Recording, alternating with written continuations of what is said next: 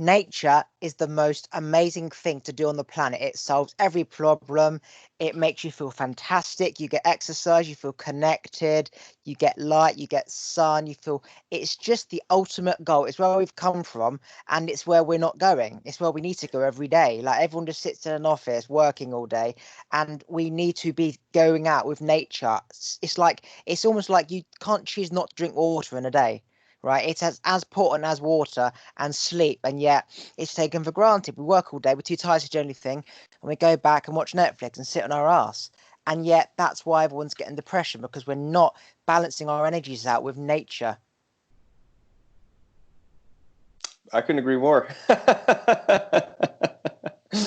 I'm quite blessed in this current climate. So obviously, right now we're in the midst of the global pandemic for the coronavirus. But I happen to be in a really beautiful place. We've got there's a lot of land here. There's a really huge yard, garden, actually trees with stone underneath them that we could sit, meditate, ground, that kind of thing. It's really, really great. Do spend, I mean, to be honest, I do spend quite a bit of time indoors still working. When I say working, though, it's more growing. Like I've shifted my whole life. So, like you said, we spend so much time at work, and then, we're usually pretty exhausted. I know my life before I came here, I'm actually in the UK now. I'm from the United States. Um, Before I got here, I worked, let's call it 8 hours a day. It was fluctuated because I was in technology, but I had about an hour commute each way. So I had really long days. And you're right. When I got home, I just wanted to relax, eat, chill out. Even when I did go out, I would go to the gym, come back, never really going outside. And actually not really fluidly understanding how important that was. Nature, energy, connecting, all that kind of stuff. It wasn't until I did discover that and started actually making shifts in my life that eventually what brought me here was quitting my job and pursuing a completely different lifestyle. But it's definitely part of what I do now. I mean, every single morning when we wake up, it's yoga in the morning, usually a walk outside, and then I'll go through some teachings and learnings and whatnot during the day. But then the evenings is another yoga practice, and I try to make sure that I get outside before the sun goes down because it gets cold here in the UK. Yeah, people, they either have a physical job and they're really, really tired at the end of it, or they sit on down on a chair. And from experience, you get so tired sitting on a chair. Like, if anything, you're more tired sitting than on your feet all day, because being on your feet is natural, is part of nature. Sitting down like that isn't part of nature. That posture is not part of nature. And you're all cramped up and all the blood supply is suppressed and your muscles are stiff and your joints are all cramped.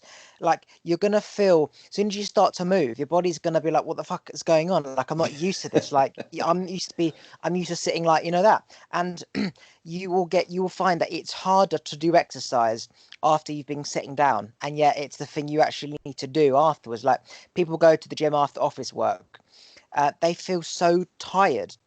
um it's just not part of nature to be sitting in that position. And like my dad came home from work the other day. He was driving for like 5 hours, and he says we're normally going to walk after like late evening for like an hour or so. And he was like, "Oh, I'm knackered. My back aches." I'm like, "Your back aches because you were sat in a car for 5 hours." And actually, when you walk, it mobilizes your back. Like, it gets the blood flowing, the all the lactic acid, it frees itself. Like, walking is what you need to do when you're tired from sitting down, yet we feel so tired we don't want to walk. And then what do? We go and sit on the couch.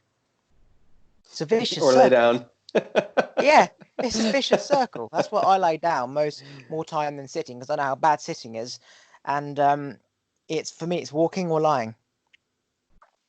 Yeah, it's funny. I'm kind of the same way actually. Here, it's there's like a mental shift between. So I'm here with my girlfriend, and she can't lay down and work. Like, she'll fall asleep, especially if it's lay down in the bed, like in the bedroom. Can't focus, like, because like this is not the place for that. So me, it doesn't really matter where I am. And most days when I was in the States working my full-time job, um, when I would work from home, most of the day I was laying in bed with my laptop. Um, and I don't know, it wasn't actually a conscious thought for me.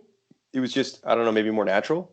maybe more comfortable, didn't seem to affect my ability to think. It wasn't like, oh, I'm laying down, so now I need to go to bed. No, it was just relaxed. And for me, actually, it was a lot more about being pain free.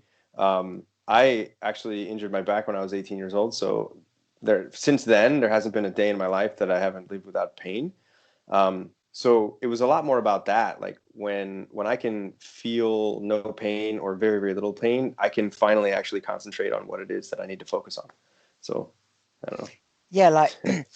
if like if you think about how many offices there are around the world and how many people are in the corporate mindset, like black and white suit, must wear a tie, must sit up straight, like people will be so more productive if they had the ability to lie down. Like, or I do believe, because I've always pretty much worked from home, I do believe that it's important to have a shower as if you're going to work and then go back Hmm. to the bed. You can't Yep. just sort of wake up, grab your laptop and sort of just drink your tea whilst working. That's very toxic for the mindset. You need to get up, do your teeth, get your clothes on, and then lie into bed. Make your bed, then lie in if you need a place to lie down, because it's so much more comfortable when you're lying down. It just is. You're in a relaxed mindset, so subconsciously you're in a relaxed state, so you're not stressed. Your wrists aren't fucking up from like sitting on a desk all day. You then have to have your back straight all the time and slouching. Your back's flat. I mean, there's a lot of offices that are including plants and like safe space and sleep little rooms. They understand the importance of that, like ping pong tables and pool tables. They're starting to understand what makes an employee better, like getting up an hour later, so coming in at 10 rather than 9. Just simple stuff like that. If you give your like employees more control, just to get up an hour later to go in an hour later, that more productive they will be. Because somebody on 7 hours sleep versus 6 is a huge difference. Yeah, everyone's a robot, but then people are realizing roboticness is not helping, and you need to give some people some form of freedom and control, which is what this Wolf Yogi stuff is about the mind and the body as well. Combine it together, and you just find happiness. And when you're happy, you'll want to work. Yeah, it's such a strange dynamic. Like I notice even the people that are teaching in Wealth Yogi, um, they seem like they work so much more than I used to work, but it doesn't really feel like work. At least not on the same level. I mean, it kind of does because there's things that you need to get done, things you need to learn, skills you need to practice, whatever it is. And it can go on into the night, midnight, 1. We've been up till 2 a.m. I know one of the other Wealth Yogi students had been up till 4 a.m. making calls, because people all around the world are applying for sponsorships for a multitude of master's degrees programs. Um, but I know, like for me, in the past, the way kind of what brought me here was, like I think so. The sleep thing, just to touch on that real quick, that's highly variable based on the person. And there's no one specific thing that I did for my own sleep pattern. I just noticed over time, like when I was very young, when I was teenager, slightly younger, even into my early 20s, um, I needed a minimum of 9 hours of sleep or I could not function. Like I could get up earlier, but I was a zombie and I would just grunt my way through the day. Um, Even though I had a full-time job, the biggest challenge for me and what I used to do, um, even in my first job in IT, was I had a very large geographic area, and it was like a home base kind of, like the main office. And so if nothing was going on, that's where I had to be at 8 a.m. Which is another thing I think is hilarious. Is I hear this a lot in the UK when people talk about jobs and they say the 9 to 5, the 9 to 5, the 9 to 5. I don't know where the fuck you guys got that concept, but in America, it's way more than 9 to 5. Like, 9 to 5 would be such a luxury in the U.S. It doesn't exist unless maybe you're a bank teller, but even then, that's probably arguable. Um, but I used to try to make sure that at the end of the day, if there were any tickets or service calls or something like that that I had to attend to, they were at branches that were as close to home as possible because they didn't open until 9 o'clock.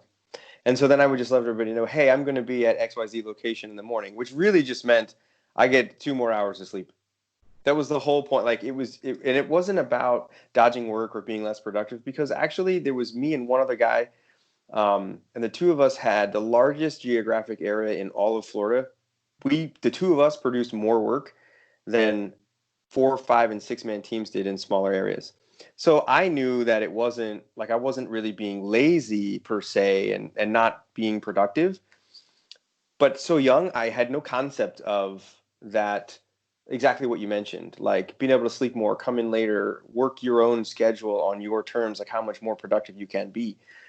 Was I actually at work less hours? Yep. But how was that? Like I was getting more done, but I still had to hide the fact. I had to essentially lie and fool people into what I was doing or believing what I was doing because I wasn't at work. Yet at the end of the day, the production was still there. Except if anybody had known what I was doing, that was somehow unacceptable. And I mean that mentality kind of continued throughout my career, no matter where I went. Because I left there, I shifted on to another full time gig 2 years later, and then after that, there was a huge like the housing market bubble burst, and I was forced to shift into contract work, which was a beautiful thing because it totally shifted my mindset. I had been brought up like in that be a company man mentality, stay somewhere 20 years, whatever, and put in your time and get your retirement, your pension, whatever. And I saw very, very quickly that that didn't actually exist in my reality. And so I was forced into this zone that I had been programmed to be scared of. And when I got there, I was like, oh my gosh, I get to actually operate exactly the way that I wanted to, which is work the hours that I want to work. Yes, I had to adhere to their schedule, but if I wasn't there, they weren't paying me. So no one cared. So I could come in an hour later. I could leave an hour earlier. I could get the same amount of work done. And technically, yeah, I was making less money than I could, but I was making more money than I did. So I noticed that this huge shift as I just this is just me, my personal experience going through the working world, and then eventually, and honestly, dude, I had a great job. I mean, a really, really great job, and I didn't think these things existed. Um, I was a network architect. Um, I had worked there for 4 years. It's a private company. The benefits were fantastic, and I don't mean just simple like healthcare and that kind of stuff. I mean like they would every month there were different reasons for them to throw parties at work, and like you mentioned, like they had actually built to us a recreation room that had a pool table and a ping pong table and couches and massage chairs and stuff like that, um, which is a great step in the right direction. But the reality of that was it was sort of a facade. No one was ever really in there because everybody had to work too hard. The expectation was so high that you were always there. So like you could spend your lunch hour there or after work you could go there, but it wasn't very often that people were actually in there. And then when they implemented that system and folks started taking advantage of it, they actually punched out the whole center of the door and put glass in it so they could come and see who's not working. And I'm like, well, then what's the point of this thing? If you build it for the employees to unwind and de-stress, yet every time they're in there, they're stressing out that someone's going to come by and tell on them that they're not working. What's the point of that? Yeah, that So comes down to that comes down to a boss just wanting money, money, money, money, money. mhm. Hearing this thing about, okay, well, if employees are happy, they'll make me more money. But then he doesn't understand the psychology of it. He just sees them in there playing and having fun, whilst he sees empty desks and he sees them paying them like 20 grand a year coming at the bank. And he reverts back into that pattern. So the Yeah. difference is that you understand why you're doing it versus just like doing it because you saw it. And that comes down to kind of understanding yourself. If it was you, like I find that there's a difference between a businessman and an entrepreneur. An entrepreneur like creates and just keeps creating. A businessman went to uni, he's part of the corporate world, follows a boss and has a boss above them, and they just follow the chain of command. So um if it's in an office, he's really not an entrepreneur, he's a businessman. His job is to get most profit, make sure people are working. If they say put a pool table in, he puts a pool table in. But then if he sees them play too much pool and having fun, he hears his boss saying, you need to get them back to work. And so he doesn't understand because he's not an entrepreneur. But I've always worked for myself, and the ability to get up when you want is fantastic. I don't believe that you can truly be happy and free and enlightened unless you work for yourself. It's impossible to work for somebody else, getting up at a certain time, having to go to bed at a certain time, just constantly on your feet being told what to do at a certain time. It's not possible because your energy is going out rather than going in. Obviously, you need discipline and schedule and routine when you work for yourself. That's important. Otherwise, you just get up at 10 and lay in bed and go on your laptop and have a nap and then sort of think, well, I normally stop at 4, but I'll just stop at 9 because I'll have a nap for 4 hours. It's just, you need to imagine that you're in an office, but you're working for yourself. And you will truly be happy forever because when you're happy, your energy is higher and you um, put more energy out there to get back what you want. So you're working for yourself, you put more calls out there, more clients coming, you're positive, it keeps coming back. As you said, you get more money when you work for yourself than for the company because when you go for the company, you're stressed, you're tired, your energy is low. And so you haven't got any energy to bring more. You can't even haven't got what you need at the moment. Working for yourself, you've got all you need for the moment and you got all this amazing energy going out and bringing stuff back. And so working for yourself is the secret to happiness. However, not everybody can work for themselves. It's easier said than done. You need to have the Mm-hmm. brain to know what the fuck to do without somebody telling you. And unfortunately, you're left with 99% of humans who don't know what to do unless they're told, and the 1% do. So it is easier said than done. Well, and I believe, I mean, I don't know that I can legitimately back this up with fact, but I believe, and I have always believed that we're essentially programmed from birth to be that way. And it like, I don't know how it is in the UK, but just my analysis of growing up in the States and watching how things go in America. Um, One of something that so I didn't hear about the book Think and Grow Rich until about 2.5 years ago. And the first time I went through that, the first thing that just leapt out and really resonated with me was Andrew Carnegie's assessment of what a great thing the Great Depression was. And he was talking about the school system and the wonderful motive and idea behind it, but the fact that it had one glaring, like massive problem that was gonna be, and unless you fix this, it's only ever going to slowly get worse, and that's the fact that it's free, because no one appreciates anything that's free.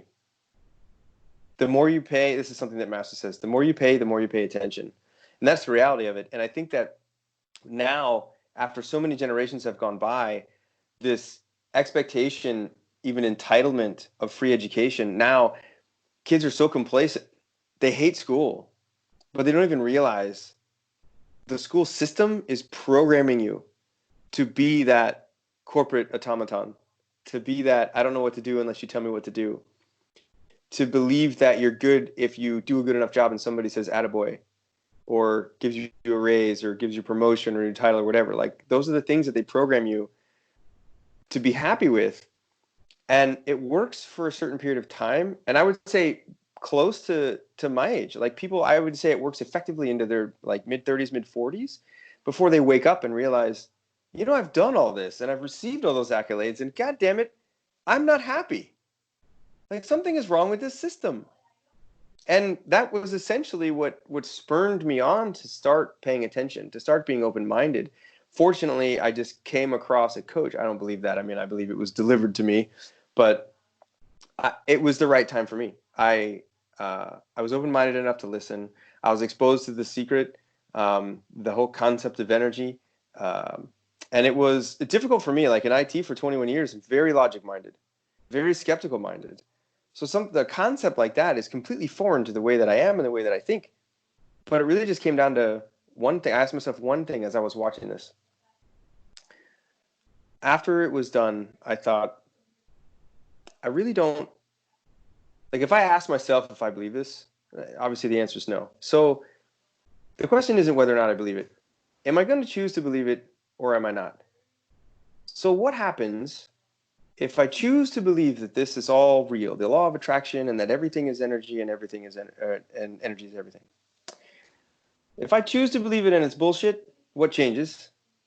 Nothing. But if I choose to believe it and it's true, what changes? Everything. Everything changed, and everything has changed.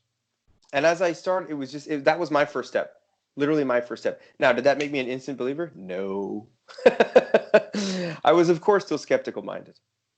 But as I stepped through this and I started seeking teachers, I was first exposed to Bob Proctor. And I know for some that really resonates. He's a great teacher. He's the greatest to them. To me, as hard as I tried, didn't work for me. For me, I heard that guy tell the same story over and over and over and over and over again. It was his beginning story. He never gave you any details. He never gave you any meat. He never even pitched. He never even tried to sell. He never said, and buy my course and I'll teach you how. None of that. It was just, this book changed my life. So I read the book 7 times. Because he told me there was a secret in the book, but he wouldn't tell me. You have to figure it out yourself after reading it enough times. So I kept on going through the book. I don't think I've figured it out yet, but I don't think it matters because he led me to others. The next one that resonated with me most was Abraham Hicks. But honestly, like at that time in my life, it was really, really emotional and I got really depressed. That was too powerful for me. Like it resonated too deep in my heart and there was so much pain that I shifted away. And that's when I found Master. And just the way that he is, the way that he speaks, his honesty, his truth, like, and that he just gives everything away. All the information that I was looking for was free. I ate it up. I would come home, 2-3 hour binge watch YouTube, learning about all things energy, meditation, you name it. I did it, and I started practicing it. From there, amazing shifts in my life. I mean, absolutely amazing. Like meditation led me to a vision of seeing myself on a mountain. I knew where it actually was, so I traveled all the way across the country. I climbed that mountain. I wish I could show you actually the picture of what was on the top of the mountain. It was absolutely amazing. Like it blew me away when I got there. I was like, oh my God, this is exactly where I'm supposed to be.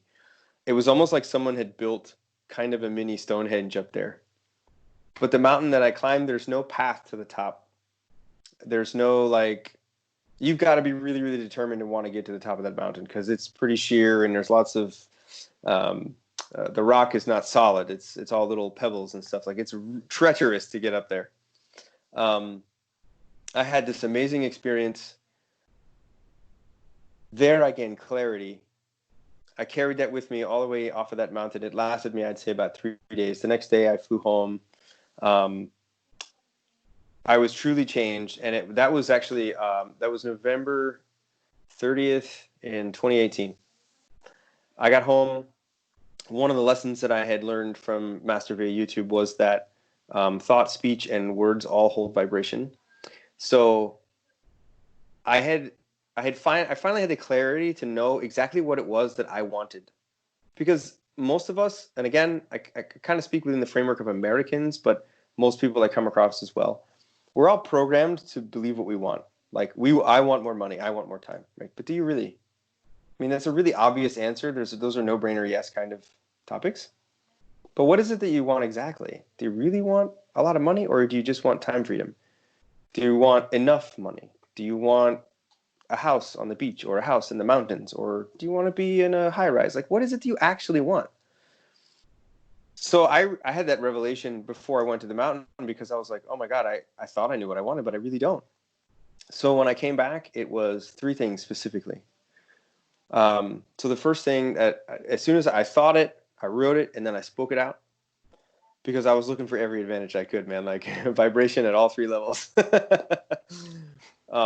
First one was that I wanted to learn how to make and I was very particular about the words that I used. So one of the many things I learned at that point in my journey, that I wanted to learn how to make just as much or more money as my annual salary online so that I don't have to be slave to my job. The second thing was that I would attract my perfect partner. Like I said, that was November 30th. December 2nd, when I got home actually it was a Sunday. I think I got home from the gym that day. I saw that Master had gone live on YouTube with his brother Hero, and that Hero was running a digital marketing program to learn how to make money online, and that Master was going to sponsor 5 people. It's actually a really, really interesting story, like from start to finish, how that all worked out. But I'll fast forward through all that and say, skip to the part where I was one of those 5. So right away, like, of the 3 things that I wrote down, one, bam, started happening instantly. December 16th, that was actually a really hilarious day. Sometime in the summer, I had jumped on a dating site, and it, like, about a month and a half in, I got tired of it. I was like, these women are crazy. I don't. I'd rather be alone for a while. Like, if this is gonna be like this, so I just kind of checked out. That December 16th, I got an email saying, "Oh, hey, it was the site, like, you're gonna auto renew," and I was like, "The fuck I am? I'm no way." So I log in.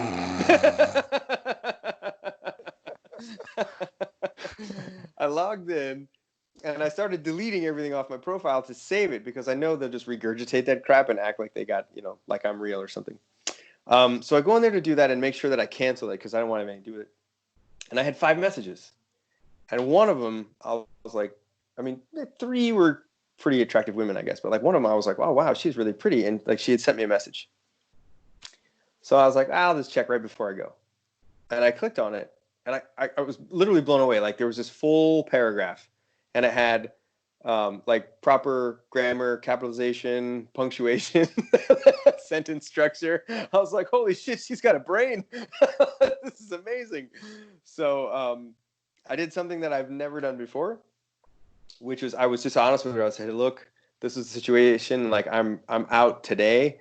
If you're comfortable with it, here's my phone number. Send me a text or call if you want, but I'm gone.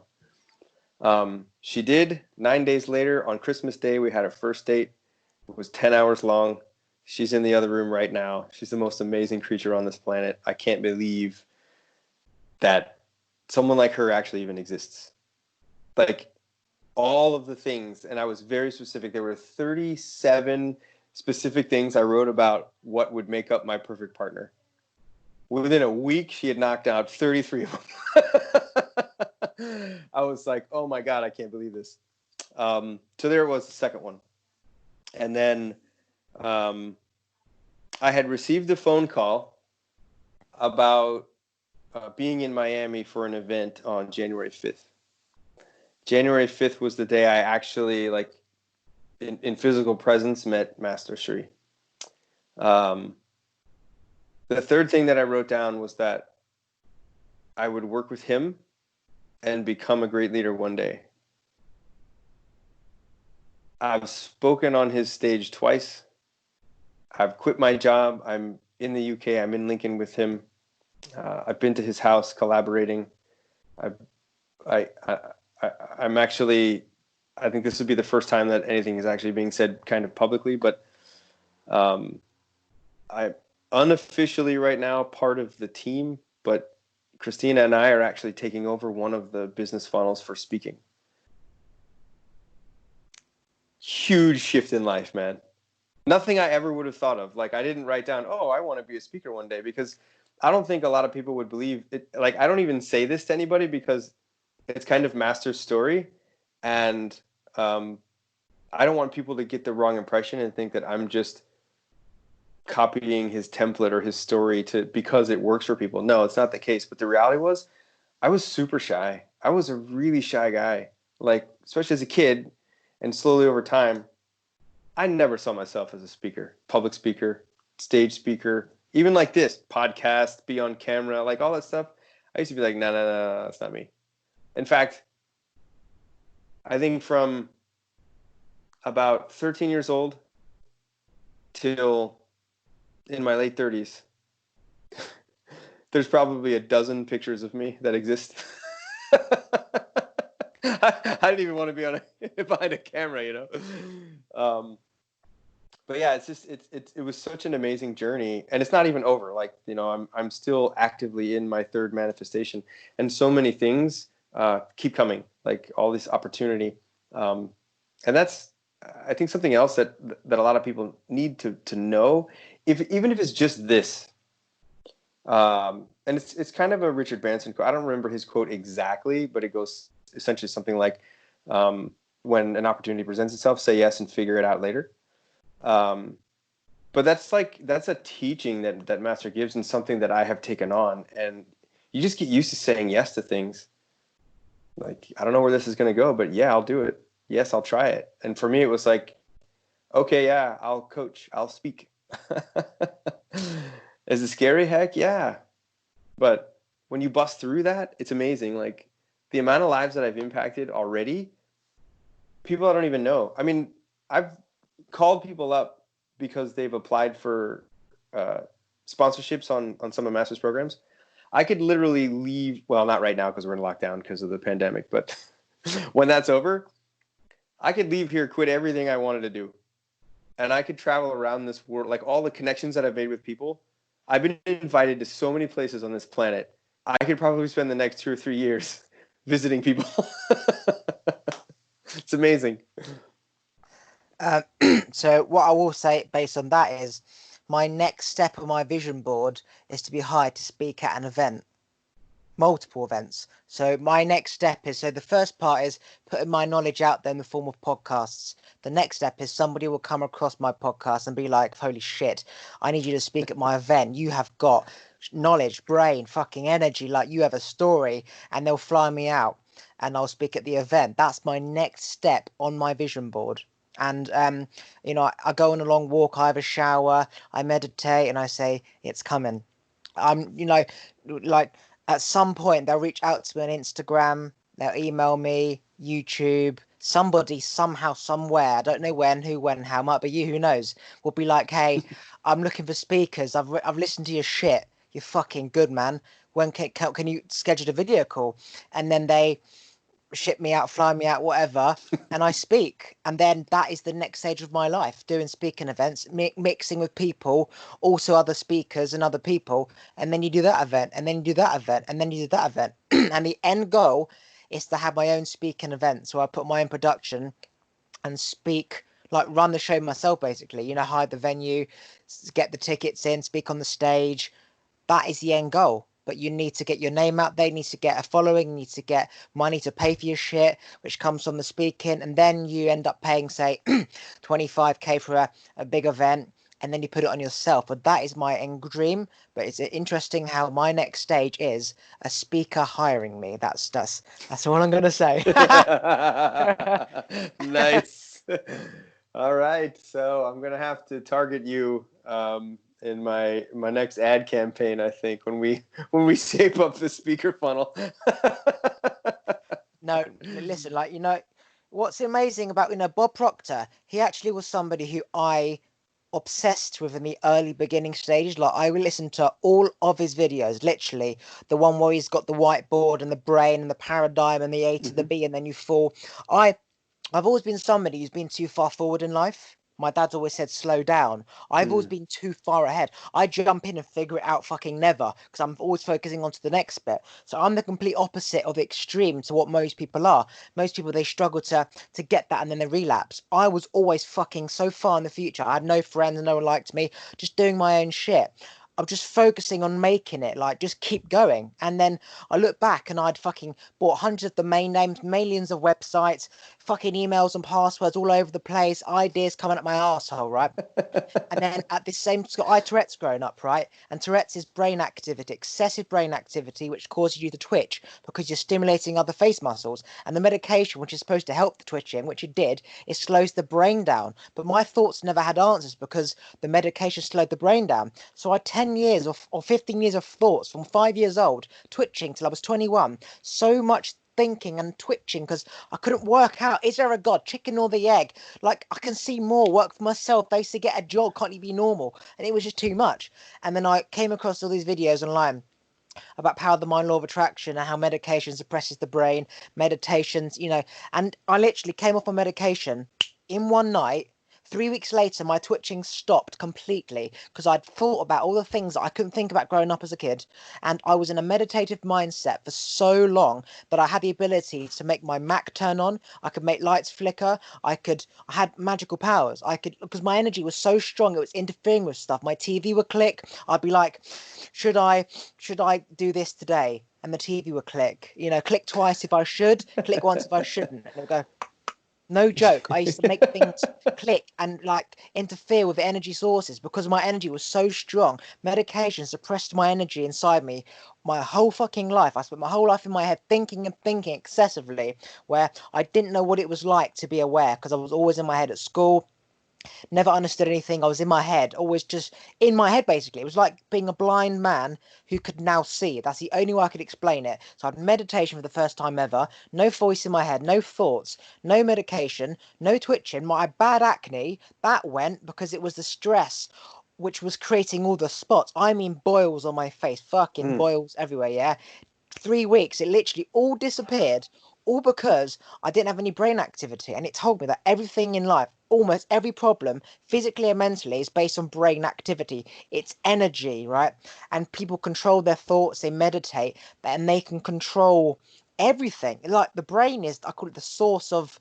It's the chief. It's not the hmm CEO. It's the fucking president above, like who controls the board. Like, I can't even explain. You know all this, but um, yeah, just fucking incredible. Like Tourette's, you can't cure it apparently. Um, and that was what I was always told. And and again, you follow the system of go to school, get a job. You've got this cancer, you've got it for life. It might come back. Brother's got heart disease. It's in the genes. Grandfather died of a heart attack. It's in the genes. Oh, I'm gonna die anyway. I'll support him. I was gonna eat burgers all day. You just follow the systematic bullshit. You get medication for depression, anxiety. The problem's still there. You just can't see it because of the medicine. You have a bad leg, take steroid. You can't feel it. Oh, and then you fucked it all up because you're putting pressure on the leg and you're fucking up the joints even more, right? And everyone buys into this bullshit. My parents did. They tried to get me back on the medication, and I had to learn magic to try and make them believe I took it when I didn't, just to get it out of my system. Like in Iron Fist on Netflix, if you've seen it, where they try and put him on medication because he has all these powers, saying he's the Iron Fist, and he has to like spit it out at the end because it takes control of your brain to the point where you can't think about why am I on this medication, why am I twitching. And I came off the meds just like that, and everything was clear. I saw why my parents were like that. I saw my problem. I saw why the doctor was saying that. I saw the school. I saw God. I saw governments. I saw fucking everything. Right? I was blind my whole life, and I could see. And this is the story that I'll be teaching on stage, but it's merely the story of the enlightenment process of like how I was trapped. And basically my aim in my life is to heal and enlighten as many people as possible, yeah. Where, like as you said, Bob Proctor was one teacher. I'm another teacher, your Wealth Yogi Man's another teacher, Abraham Wicks. They're all different teachers, and each person learns the same thing in a different way based hmm on the level of where they are in their life. So Bob Proctor resonated with me, not so much with you. Abraham Hicks resonated with you. I don't think I read his book. I'm probably listening to it on YouTube whilst I was sleeping because I had to play all this shit whilst I was sleeping. But different people resonate different times. And Yep. my journey and my story is just another teacher of going through a path of like going towards hell and then realizing shit, it's only getting hotter, and then turning back. And then the process of what happens when you turn back, and the older you get, the more you have to undo. So it's Yeah. harder when you're older because you might have a mortgage, you might have a wife, you might have kids. You like Nan's moved in. Like fuck me. Like what do I do? Nan, you got to move out. Why? Well, I'm gonna because I'm working for myself. It's like, what do you want about get a normal job? And that's where the problem is, Nan. You're telling me to get a job like you did, and you're trapped because if you had work for yourself, you'd have more money. You'll be living in my garage. So yeah, it's just that story of enlightenment and how there is a way out, and you're just guiding, like enlightening people. You're guiding them towards. I believe that you can't teach somebody each single step. You can only be like the Bob Proctor, the me, the Abraham Wicks, the Secret, the whatever your mate's called, Yogi Man. They're just stepping stones. That you can't focus on one to guide you. They're just stepping stones, and each person, like Branson for me, and then it was Russell Brand, and it was Richard, and then it was Darren Brown, and then it was Trump, and all these people have got me to the next level. Um, and that's really all you can do. You just help as many people as possible to get to their next stage. Right. And it's an amazing, like, the most amazing feeling when you have such a positive impact on somebody's life. And I mean, that alone, just witnessing that is incredible. But they just pour it back. Like they just, oh my God, you changed my life. You're so amazing. They're so grateful for you. And honestly, it when you hear all that feedback, it's like I deliberately did something to help you, but in reality, I didn't do anything abnormal for me. I was just being me, right?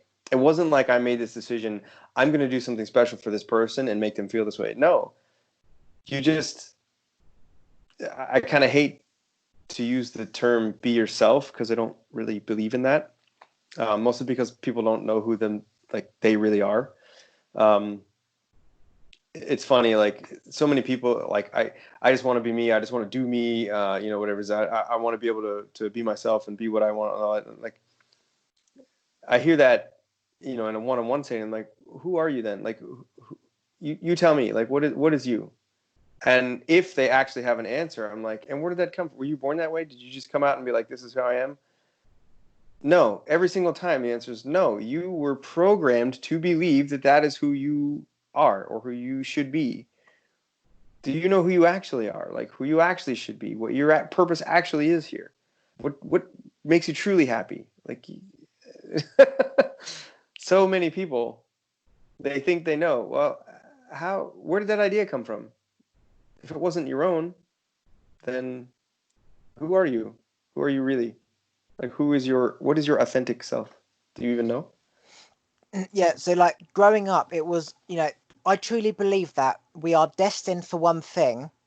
There's always one purpose, but we can dream many things. So Mm. I would love to have my own talk show. I'd love to do a bit of singing, a bit of acting. But what am I going to be doing afterwards? It's like I go there to come back to what? For me, Mm. it's speaking, it's talking, it's teaching, it's helping, it's enlightening. Like I was a very needy child growing up from my parents, right? Always about getting a reaction from my mum and my dad, good or bad. Oliver, shut up, or just a reaction. Yeah, I'm used to doing something and getting a reaction, writing on a birthday card, "Love you, mum," whatever. Oh, thank you so much. I need that reaction. So when you help somebody for free, like offered to cut their grass, for example, or when you purposely say, I'll come round and organise your garage. I'm doing it for me, not for you. You're benefiting, but I feel so good doing something so good for you that I feel good. You always feel guilty how you're doing it for me. It's almost like psychology. Like, I know if I do this, I'm going to feel really good. You think it's for you, but it's actually for me. But it's not. You shouldn't feel guilty. It's just how it works. Like, Hmm. do something good for your parents, you get a reaction. Now I want to dedicate my life because I've had everything. I don't want kids. I don't want to get married. All I have ever known is to do good and get good back. So give to my parents, give back. Now I just want to do that for as many people as possible because I need that reaction. I need that gratitude that Oliver, you're amazing. Oliver, you're great. Oliver, you're so good. You changed my life. Oliver, thank you, thank you, thank you. It's an addiction. Like that's all I've ever known. My dad's saying you're so great. You can be anything you ever want. You can do this, you can do that. He was always the best at everything. We go on holiday, play pool, play ping pong, play darts. But he was always the best. He was always winning. You're so lucky. He always wins the money in the pot at the pool. Water polo. I've always seen the greatest. He was the best boxer in the country once upon a time, amateur days. All I've seen is greatness, and I looked up to him to be as great. And I just wanna. I don't need anything in life. I just need to just get a reaction and do good and put out there. And I am dying for my shot. I am dying, my friend. Yeah, 80 podcasts down.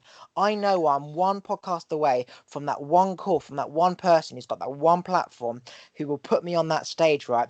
I am dying, right? And I know I just have to keep doing what I'm doing. I said to my dad the other day, do I go into London and start trying to, give out free tickets to an event and speak in Hyde Park, for example, and start teaching? He says, you need to focus on one thing. The thing you've never done is focus on one thing for long enough where it materializes. Because I'm the best at everything, right? Because I want to be the best at everything. But I get impatient. So I go on to the next thing. It's like Ty Lopez, make money online, how to become a stock trader, drop shipping, Amazon, wealthy yogi. It was always like, one. And I realized that we always go back. Chickens come home to roost. You always go back to what you always wanted. What was that? I've always been a talker from 4 or 5 years old. I was always the kid in the classroom talking and talking and talking, whilst all the other kids were just there, normal, reading their book, right? And asking the teacher questions. Why, daddy, why, mummy, why? Fucking why? And so what I'm trying to say to you is that you always go back home to who you really are. If you are a talker, you're going to talk. it's just you do a full circle and you explore, but you always go back home. If you are a musician, you always go back to music. If you're a sports person, you always go back to sports. If you're gay, for example, you always go back to being gay 40 years later. And I am a talker, and I need a reaction, and I love praise and saying, Oliver, you're so great. That's all I've ever known. So by giving out, helping people, as you said, just by me being me, telling my story is enough. I don't need to do anything else. Don't need to sell any packages, how to become rich, how to do this. Just talk, tell your story. People will see that what I went through, they can get there, and you're just a stepping stone. I'd love to nurture each, take everyone along the whole journey, but I realised through trying with my friends, unless they're on that path anyway, you can't pull them forward. You let go and they relapse back, like they just suck back. I Mm-hmm. enlightened my parents. I spent 3 years enlightening my parents after I learned enlightenment myself. I taught them everything. My mum first for a year, then my dad for a year, and then I taught them together. I healed their marriage because they were going to divorce. I binned everything in the loft. I binned everything in the garage. I binned everything in the house because you had to start all over again because I had their problems, which is why I had my problems. And I was so aware. I saw that was why I was like it. You're telling me no because you were told no. And I had to reprogram all the computers. My dad was a computer. I had to reprogram him. And then Mm-hmm. 3 years later, I got a part-time job. Never had a job before. I'd always worked for myself because I had no money. I shut my business down, right? And then, like 2 years later, what the fuck am I going to do with myself? 2 years later, now I realize I need to speak, be patient, because that's the things I've never done. Consistency and patience. I said to my dad, should I just keep podcasting or should I go into London? Should I do this, do that? He says, just keep podcasting, stick to it. You've planted your seed, water it, make sure it's got sun. Don't plant another seed because that seed will die and it all starts all over again. That is me in my whole life, starting something and never finishing it because it never happened quick enough. Mm-hmm. So yeah, I'm fucking destined, not destined. I am so close to launching myself. I said to my dad, I've been a product ready for 7 years, literally. Nice.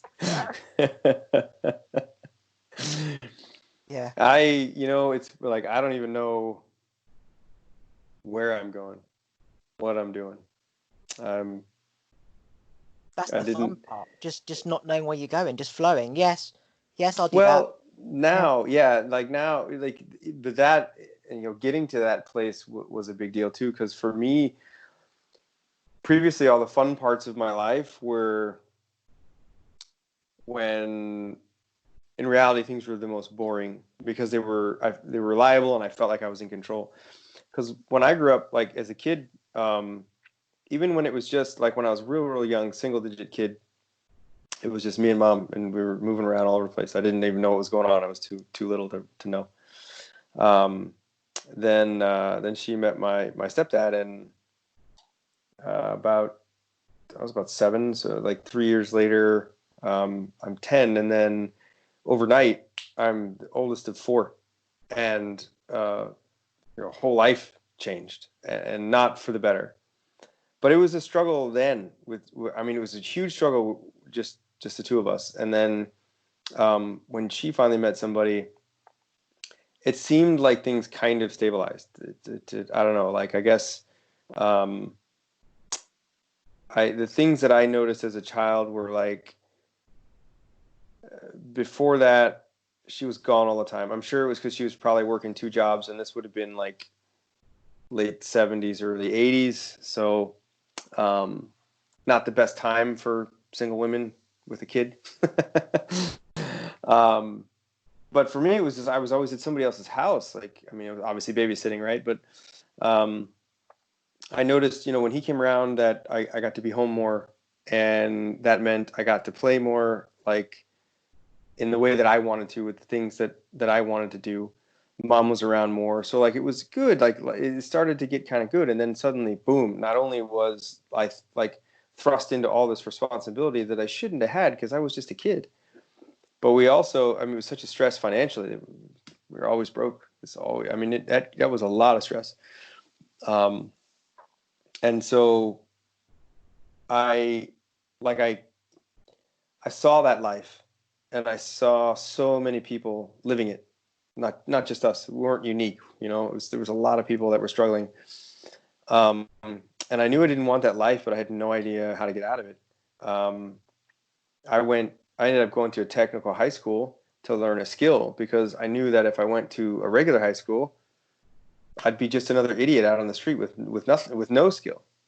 But even that was a battle. I mean, I literally had to fight with my parents to be able to go to the school that I wanted to go to and sell them on the idea that this would make me better. And they're like, no, only stupid kids go to that high school, and this was so much resistance. And I didn't even make it through that. Like, I mean, I eventually did graduate, but there was such static on the end, and I ended up getting kicked out of the house when I was 16. Um, so a lot of that, like, learning hard knock kind of situation, and that suffering, not just as a child growing up, but then being forced out and having to figure it out on my own, that when I finally got into technology and I finally started making some money, those were the happy times because it was even keel. Like, I made this much, but I was required to spend this much.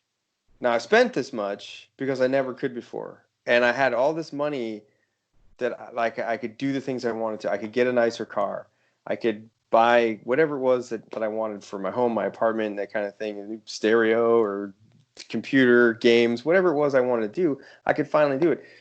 And so those were for me, those were the happy times in my life. And I associated that with money, time, which I didn't really have a lot of, but whatever time I had, I spent doing what I wanted to do.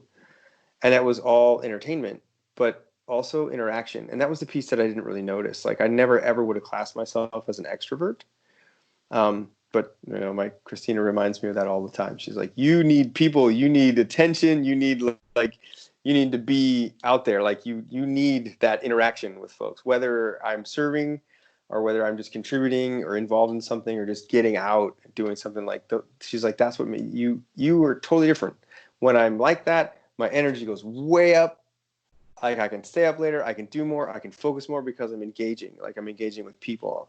When I'm in that lifestyle that I just described, like what used to make me happy, right?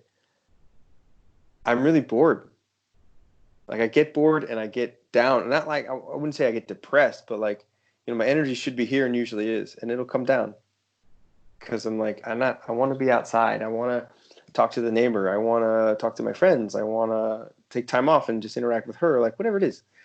So it's really interesting because, like, it's just like you say, you revert back to your you, but which version of you? Like, the you that you programmed or the you that you truly are? Because I think I've experienced both of those in my life. And there were times when I reverted to that me that had been programmed. And that was anytime I felt comfortable in a job. Like, my income had gone up quite a bit. I usually relocated somewhere, so I found a cheap place to live. And I was happy. Like, most of the places that I was happiest living were the crummiest places that I lived, like an apartment, like a 2-room apartment or something like that. And barely having anything, a blow-up bed and a fold-out table. It's all I need. Put my clothes in cardboard boxes. I don't care. But then I've had, the dead opposite. I've had big homes, way bigger. Even my home now, like, I mean, it's back in the States, but my home now is way bigger than I need it to be. 4-bedroom house, and it's a beautiful home. It's a new home. Don't need it all. It's like it legit. I bought it as an investment, but also because I need a place to live. And it's a nice place. Like, don't get me wrong. I'm not complaining about having it, but I don't appreciate it for what it is. It's just a house. It's just a box that I live in. I don't need all the space necessarily. It's very interesting because when I die, I want to be the richest person on the planet, but I also, no, but it's because I want to give it back. Right. And Mm-hmm. ironically, I always had dreams of like the biggest house and all the cars and the jets and the boats. No joke. I just want to buy a bit of land and build a wooden cabin, have my own water heated by the sun, and have like you press a lever and the water comes through. The solar panel heats the water from the rain, so I've got the hot. I have a log fire, so no electricity, no gas. I have a farm full of animals, every single animal. I have all the food growing there, and I live in such nature. But when I come into materialistic world, I then go on stage and I speak and I make money. But it's funny because I want to be traveling the world talking and healing people, and I'll be getting paid a load of money. It's just going to sit in the bank. I won't need to buy a big house because I'm not home. When I am home, there's fuck all to do. And why would I need a fucking £20 million house, which I might have for the sake of it? But like, why not? Yeah, my parents can live in it. But it's like, well, you work for this money, you get the big house, but then you're not in it anymore. And when you're there, it's just now what? It's just fucking inconvenient. It's got a Hoover, 40 rooms, cut the fucking massive lawn, which cost me £70 a week. Like bloody, it's like what the fuck? I just want some land, a wooden shed, a wooden cabin, a bed. My animals can come in when they want, and a log fire, and enjoy good food. That I won't need that house because I'll be traveling. Like I want to be speaking in India and then being on the beach in India, going to China, Chinese culture, and then Himalayas, the mountains, and Iceland. I won't want to be home. So it's ironic when you just do what you love doing. It's not about the money. It's Hmm. what I'm trying to say. All these packages, they sell how to make money.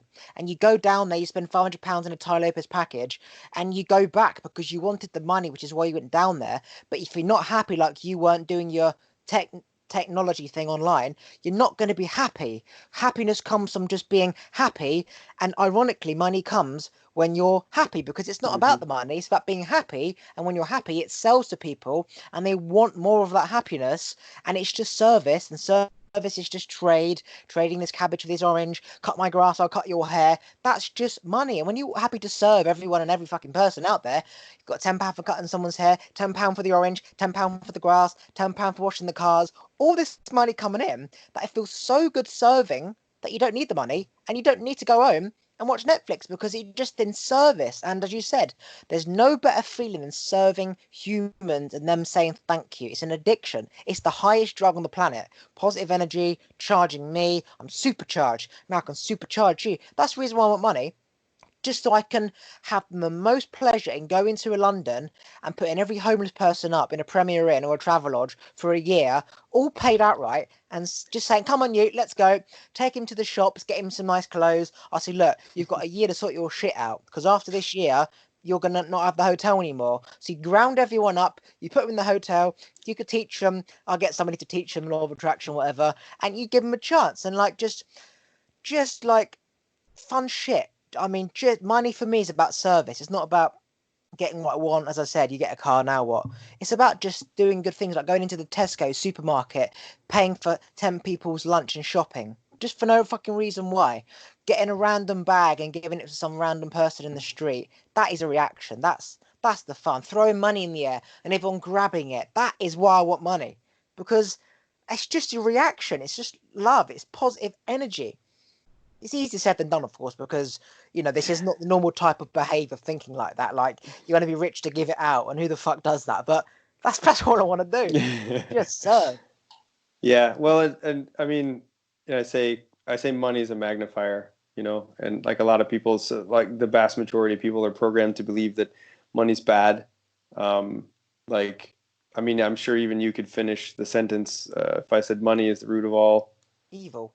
That why? Why isn't it the root Because of all good? people who people who really want money try and take it from other people when it's not theirs to take, and it causes issues and problems and family breakups, and then you're nicking out the taking grandma's ring worth 2 grand when she passed away, she gave to the sister, and you nick it on Christmas Day, the brothers sell it, and it just causes arguments because they're trying to take somebody else's wealth. I But mean, even that's programming. Like even that thought process is belief system, right? That needs to be torn out and reprogrammed because money's not bad. Money's a magnifier, and it's hilarious because it's even worse in a spiritual crowd. Like spiritual people, um, not even so much as like money's not important, but they tend to be very anti-money. Like if you have it, you're bad somehow. No, money is just a magnifier of who you are. Like I already know what you would do if you had money. If you had billions of dollars, I bet you in a few years, you probably wouldn't have it anymore because you would be giving it all out, helping people as much as you can, which is why it's important to generate so much income so that you yes, can keep up that positivity. And that's the thing. So many positive people, they're not actually focused on generating income because it's a positive thing. And they also, because of that disbelief or that wrong belief system that money is bad, they now associate that automatically to the pursuit of money is bad. And we're taught that too. that's greedy and selfish and those are all bad things. No, it isn't. I quit my job to pursue this life so that I could have the opportunity to blow up my income because I know that with a stage presence, I'm going to change lives. I'm going to empower people. I'm going to make a huge difference, not just for like individual people, but globally is the goal. And so many people are like, whatever, pipe dream. There's a million coaches and speakers and whatever. They never do anything. And what's so special about you? Everything. What's so special about the people who've done it? What's so special about the Tony Robbins and the Grant Cardone and the Ty It's just Lopez? another And you and me, but yeah, at the beginning exactly. stage before no one knew us. Exactly. That's all it is. And do you think that people told them the same thing? You can't do this, you can't do that, you shouldn't even try. Yeah, of course they did. Absolutely, it's all part of the story. It's Jesus Hmm. tells Monk, Monk tells Buddha, Buddha tells your matey wealthy guy. You tell me, I tell you, I tell. It's just the same knowledge getting passed down. It's funny because Hmm. I've gone from wanting to be so rich for me to I'm guilty that I should be thinking about money because I have true happiness, which is what people want. And then I've gone to, well, everything trades in money and I can't help unless I have money. So I need to get back my entrepreneurial mindset of I want to be a fucking trillionaire before I die, take over everything, not because I want to feel powerful, but so I can make money to then distribute it. I have to get back into that. I can't help unless I have money to make me not feel guilty because it's true. Spiritual people realize that money is just a bit of trade, but when everything is in money, you can't serve to the best of your ability without money. So you have to make money to give out. It's Jeff Bezos, all these rich people. They've Hmm. got so much money, they write a check and it spreads out. I can't see where that's going. I don't want to be, this little donkey in a field needs you in Africa. Give him £5 and fucking you can sponsor him. I don't care. Let that donkey die. I want to see the donkey myself. Give him a carrot, okay? I want to control the things that make me feel good. What good is it writing a check? Anyone can do that. I want to go to Hmm. Africa, build the huts myself. I want to put those homeless people, round them up myself, not get someone working for me to go and find them. Yeah, they can do the program because I'll be busy doing other shit. But I want to round them up and see their reaction when I put them into the Premier Inn. That's a hotel, by the way. That to me, that's the feeling. Like, what's the point of having money unless you're gonna actually physically do it? Like, you know what I Yeah. mean? You need to feel that connection, that human looking at you going, thank you, my friend. Thank you for like building this or doing this or paying for my dad's chemo or paying for my bills, which, give people a break, man. Because I wanted a break so bad. I still haven't had my break. And I know how desperate I was that I was dying for somebody to see something in me. I'm talking when I was 16, 17, 18. I believed I could run Virgin when I was 18. In my head, I could. Now I could. Back then, looking at myself, of course I fucking couldn't. But it was about my ability to lead. And what was I going to say? I forgot what I was going to say. Virgin. Yeah, never mind. It'll come back. Um, yeah, yeah. It's about that human connection and that energy transferring from you to me. The knowledge of, oh yeah, I wanted my break so bad when I was younger because I've always been like this since I was like 13. Nothing's changed. I've only got more and more and more. That I was dying for someone to give me a shot. I was emailing Virgin, a big company, saying, "Let me run it." No university degree, no management degree. Left school at 16, just run my own little business. My mindset, and I was like, "Let me run the company," because in my mind I could, not realizing they're not going to look twice at some 16-year-old who's just left school saying he can run Virgin. I was emailing Branson saying, "Let me run the company." Like, I was dying for someone to see what I could do. And still, because I went off of my enlightenment and, realized it wasn't that what I wanted, it was other things. And then you got to find a way to get back into the system of money. And then you got to think, what do I fucking want? Is it drop shipping, Amazon, whatever? And it always goes back to the basics. When I remember putting on my Facebook page when I was like 16 or whatever, no, whatever, 14, motivational speaker, because I used to piss all my friends off. Why are you smoking? You shouldn't smoke. You shouldn't drinking.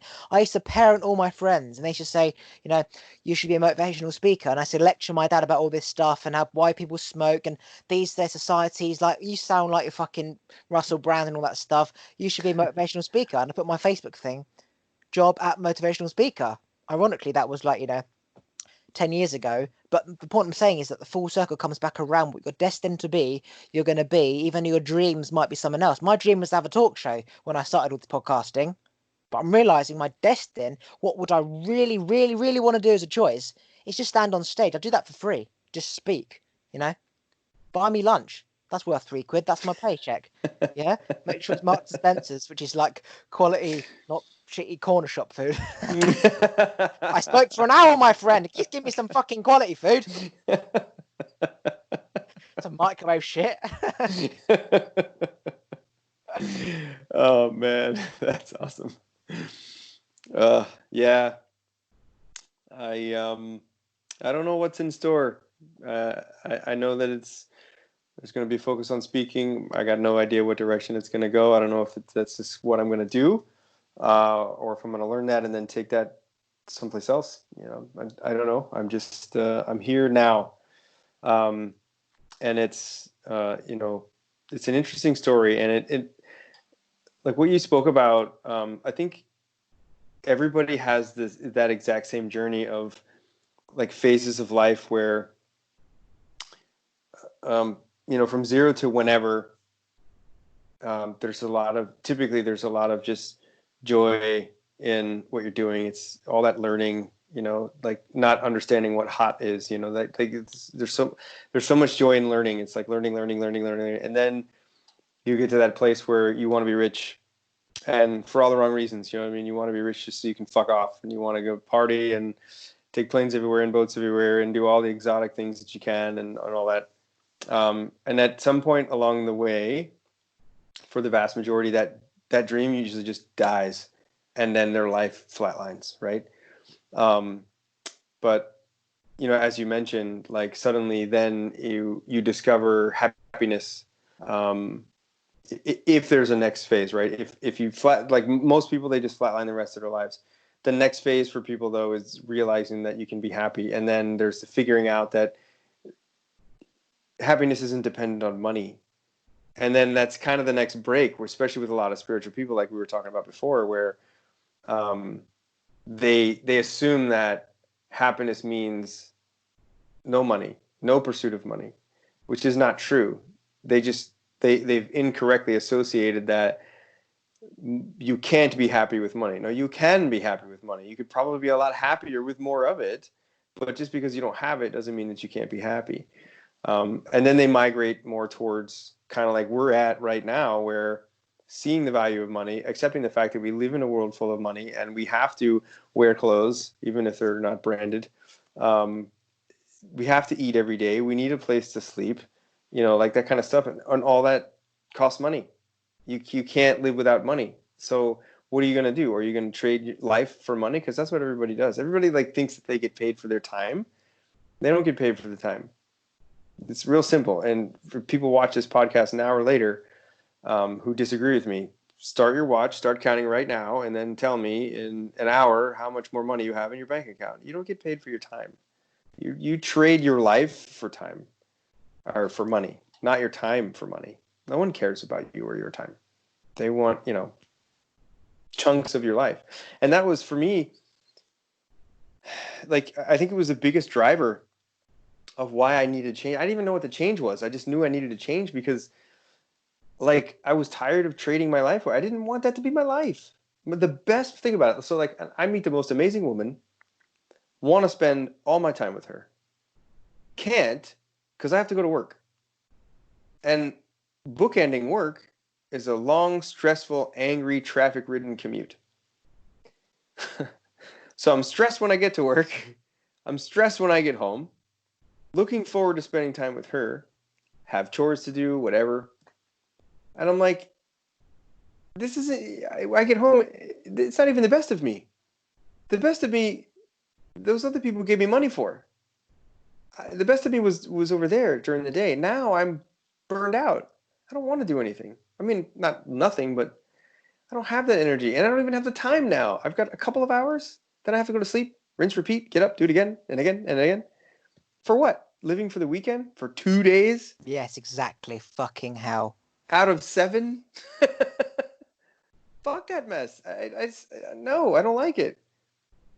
And like I said, comparatively speaking, I know that I know literally, I know that there are people on this planet who would kill somebody to get my job. I know that. But that doesn't mean I have to just sit in that job and be a good little lemming the rest of my life. Like I just wasn't happy. So I had to do something. And that was thing for me, that was the kind of the beginning of my awakening. It was like, there's got to be a better way. There's got to be a better way.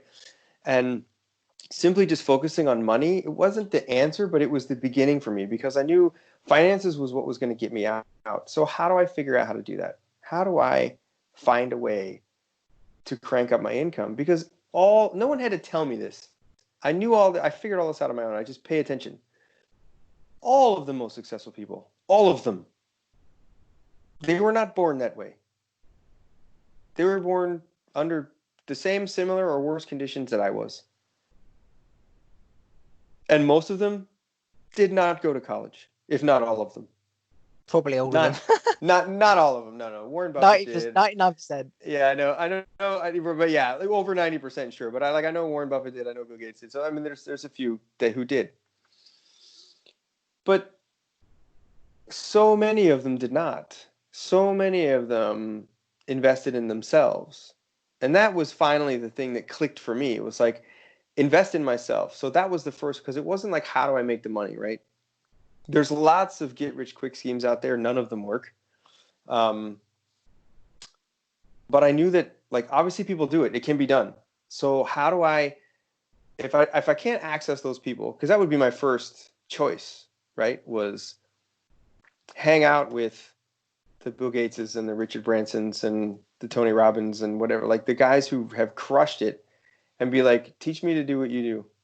Shit, I'd give you 50% of my take for the rest of my life if you could just teach me that, because 50% of that life is way beyond anything I'd ever dreamed of anyway. So that was my first shift. Find a mentor, invest in yourself. And that was really difficult for me because I didn't see any value in it. I really didn't. But then once I got that, find someone who actually has the results. And then for me, it was, Master resonated with me. And I saw those results, and I saw that through what I'm learning now on my own, as far as law of attraction goes, as far as energy goes, in addition to the fact that, like, he's the same way, but he also has achieved that level of success, and I know can teach me what I need to know to get where I want to be. Now I have both. Now I have someone that I can invest in as far as investing in myself, who will share with me all that knowledge. And I'm nowhere near where I need to be or where I'm going to be.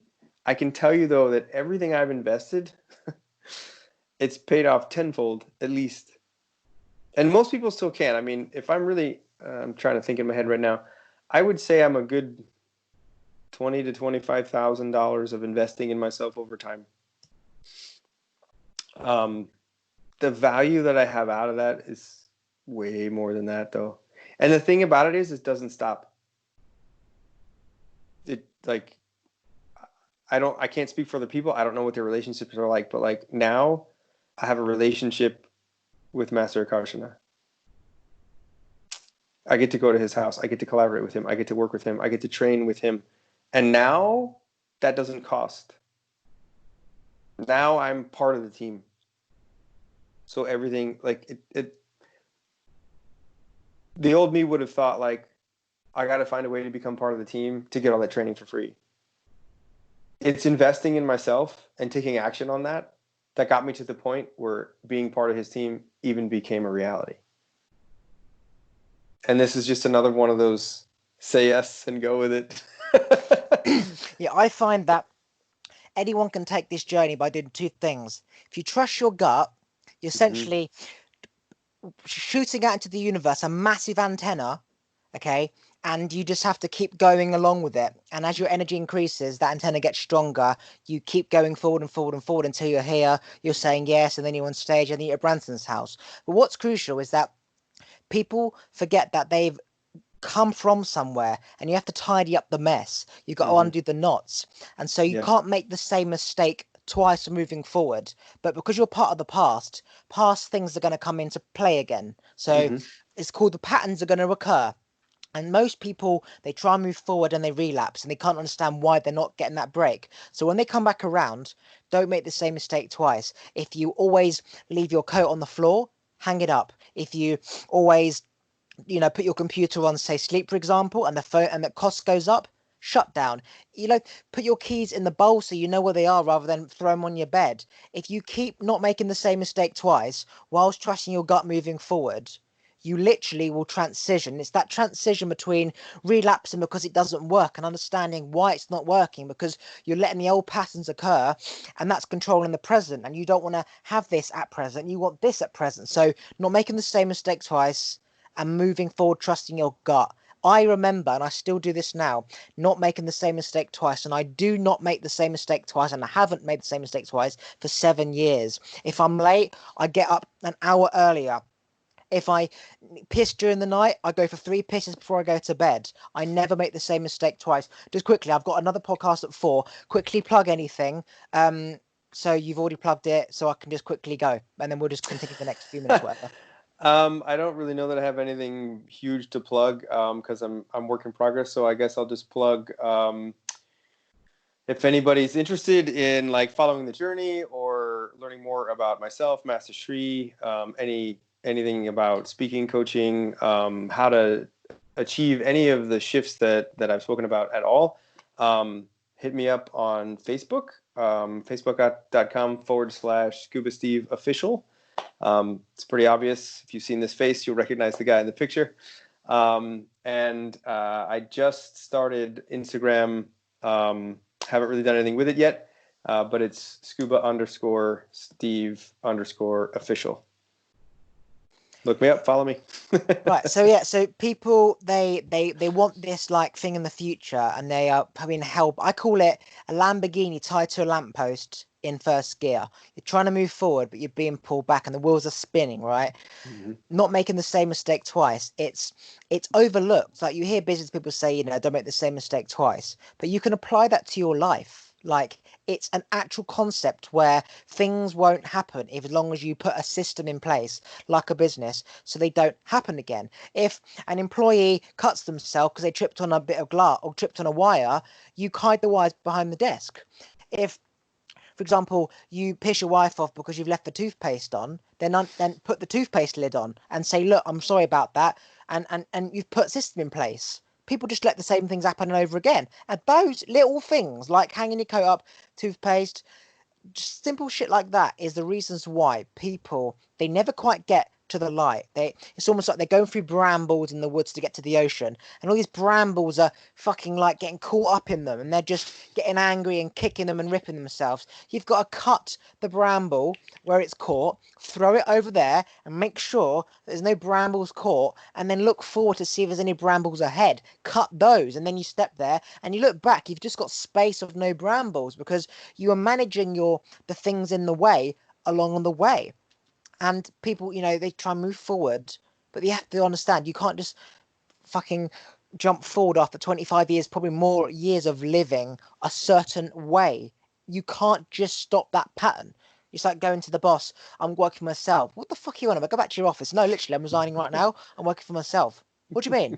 I'm just going to work from home. But you haven't got a laptop. I've got a friend's laptop. What the fuck? Shut up, John. No, I'm being serious. Like, you know what I mean? Right, I'm going to stop this now. I'm going to wait there. I'll just say goodbye, okay?